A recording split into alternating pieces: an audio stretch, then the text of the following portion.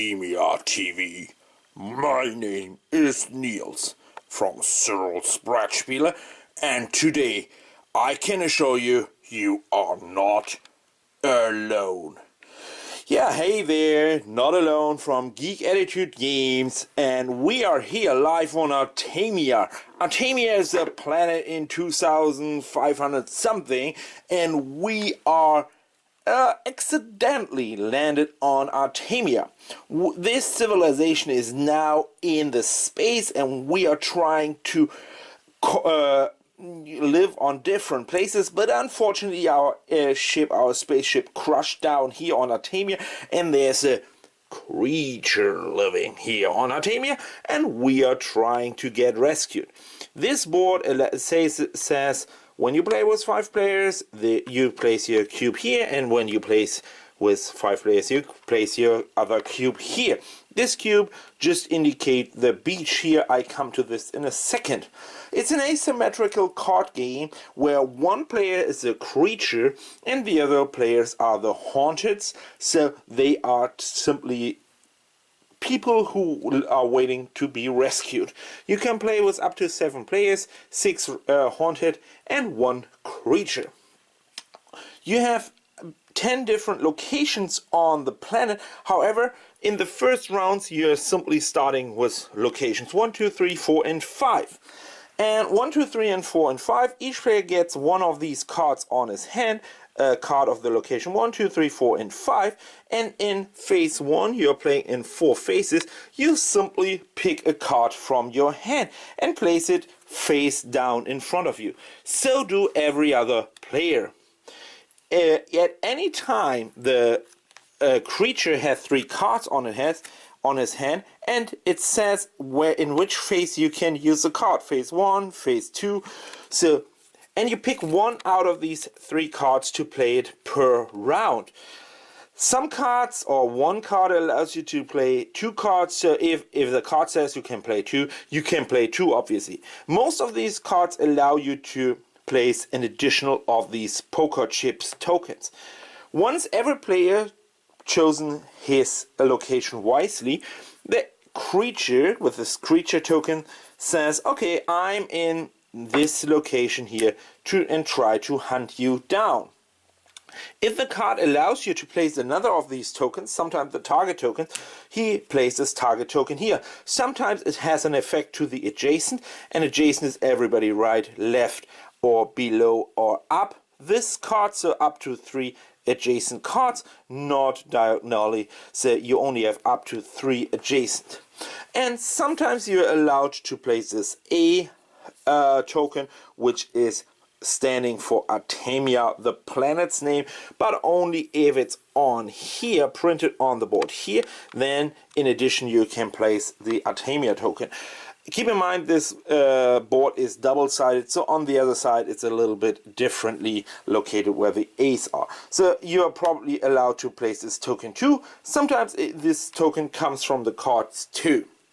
Now everybody is flipping over his card like this here in number 3, and now you resolve it.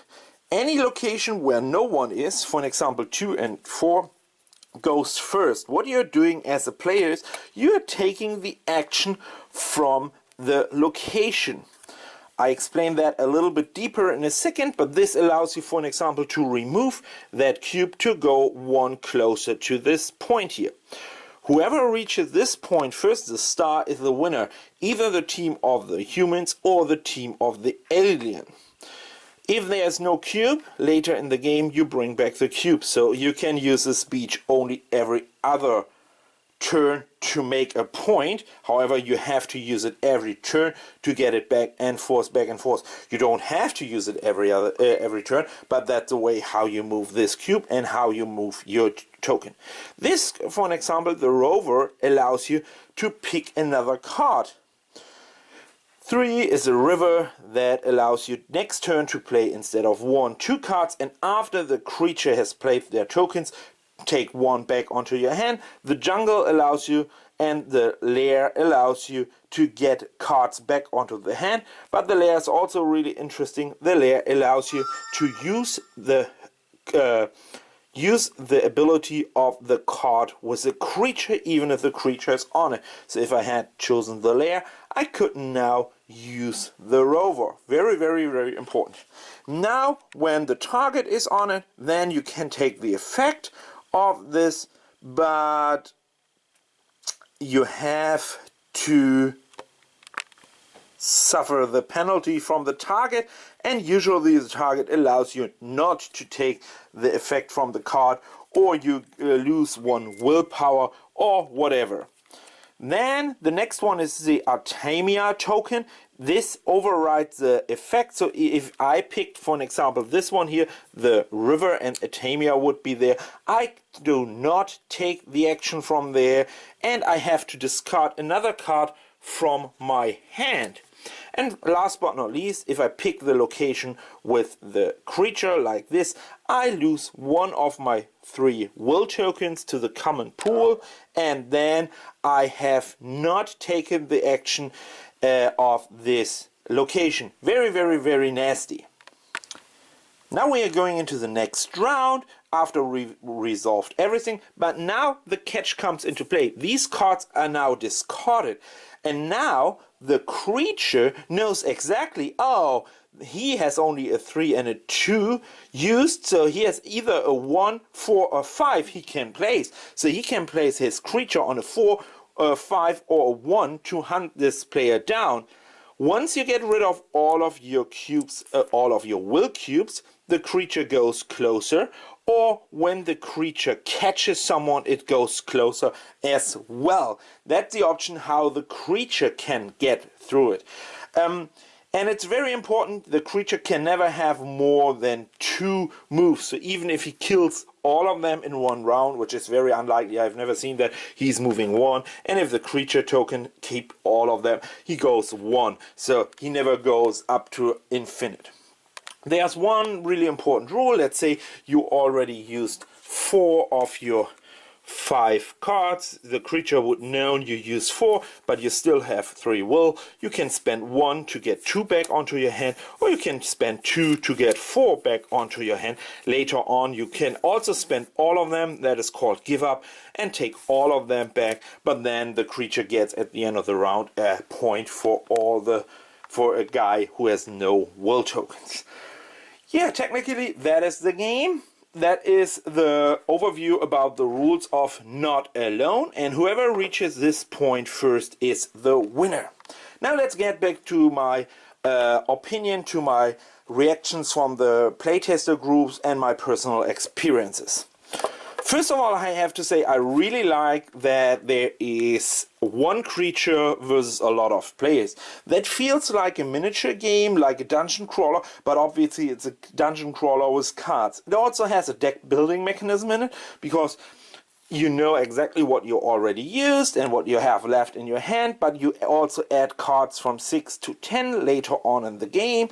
So therefore you get more abilities, it's getting a little bit better. That is what I really like. These cards are one-shot only cards, positive cards. The deck of the negative cards is good, I like that.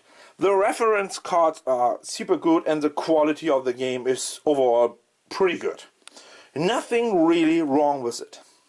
However, when you play it, and this is why we are watching in a nutshell on Cyrils Brettspiele, when you play it, it's really interesting. So first of all, you have 2 different styles of playing the game. One is a creature to hunt someone down. It's a little bit of deduction and thinking, wow, where do they want to go, what they want to use, and things like that, and trying to get into their minds, get into their heads to figure out what they are planning to do.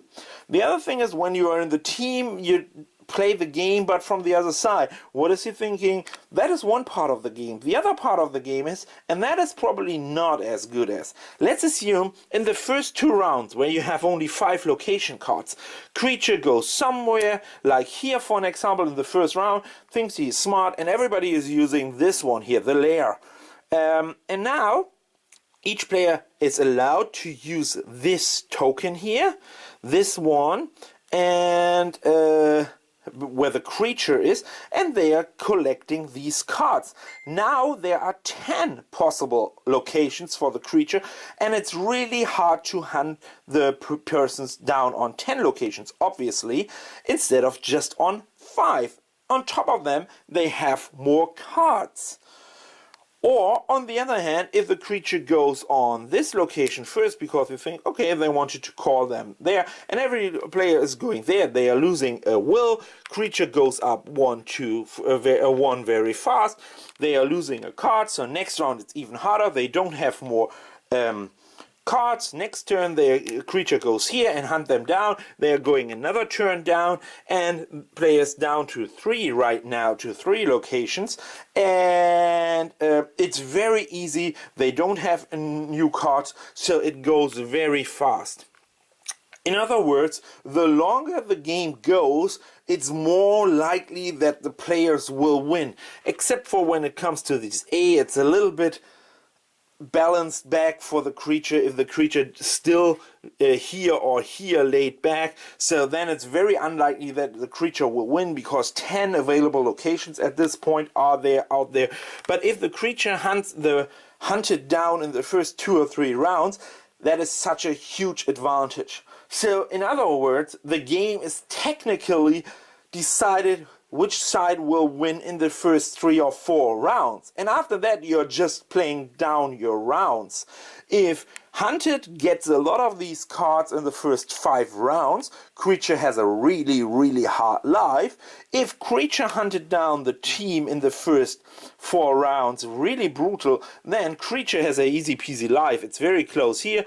People are probably here, so they have a long way. Creature not. But you, in addition to not getting the benefit, probably you don't have these special locations, all of the other cards are down, then it's almost an auto win for the creature.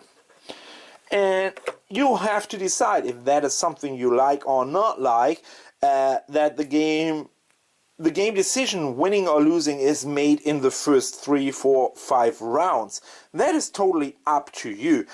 If you like things like that, I can assure you, you get a really interesting game. The feeling of the creature and the hunted is really unique. You have never seen a game like this. It's a little bit of deduction, what is out there, thinking about what can the people use as a next location, what they really wanted to use, if it's worth to put the creature token on it, even if you know someone can copy the creature token. If you have the right cards, you probably can lock that down too. With this target token, then it's probably poisoned or whatever. This balance is really cool and really interesting. You have this counter cards here, which are usually super helpful. Sometimes it allows you to move the creature to an adjacent place, like this or that. Fine, all of that is cool. That is interesting. The story arc about the game, I like that one. It's far in the future and you really wanted to hunt them down. I really like all of that. The only thing that is probably a little bit problematic is the first 2 or 3 or 4 rounds, and if the creature wins a lot and you cannot get new places, it's really tough to win. If not, yeah, well, that is Artemia TV. This day with Geek Attitude Games, Cyrils Brettspiele and Nils. And remember, you are not alone. Have a great evening and see you next time.